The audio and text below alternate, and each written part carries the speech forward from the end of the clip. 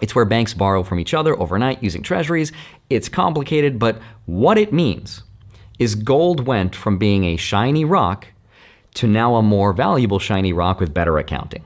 Okay, but that's where China stepped in, because the next level above tier 1 is something called HQLA, which stands for high quality liquid asset. These assets are so safe, so stable, and so liquid that banks can actually use them as collateral in financing. Right now, those assets are basically US treasuries. It's the plumbing behind every loan, repo, and credit facility in the world. US treasuries are what's used for the whole system. Now, if you're a country and you want to build, let's say, a port or a factory or a power grid, you got to go to the central bank and you got to say, hey, I need to borrow some money.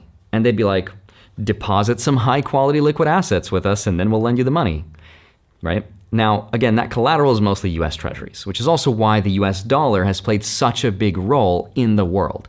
It's the link to these treasuries. It is needed to borrow money.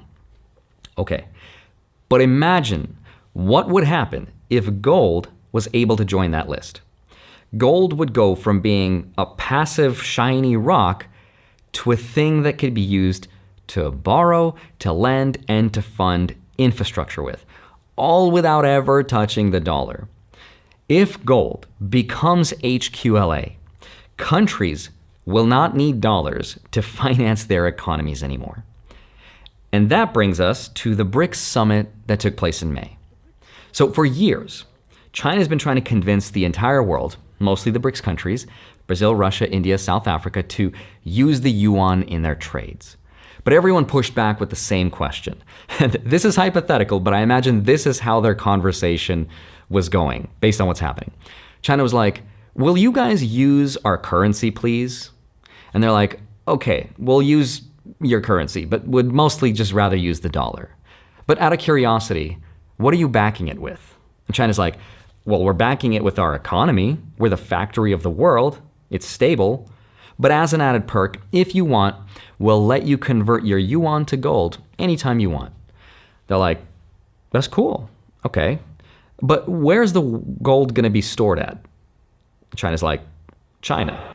So all the other countries were like, no, we're good. Now, we've seen how that played out before with the US. We're not going to trust you to hold our gold. That was a conversation that was happening years ago. But at the most recent BRICS summit, China had a lot of brilliant ideas to solve a lot of the problems those countries had with using the yuan. So here's how China is going to get the developing world to use their currency. So the first problem that they've solved is trust.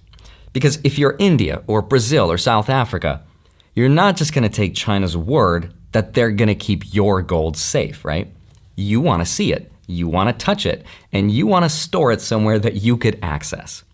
So China built what's now being called as the gold corridor. So think of this as like an analog version of the blockchain. But instead of blocks verified by miners, it's a network of gold vaults verified by nations. The joke that Sorentic had was like, it was a Fred Flintstone chain of blockchain, right?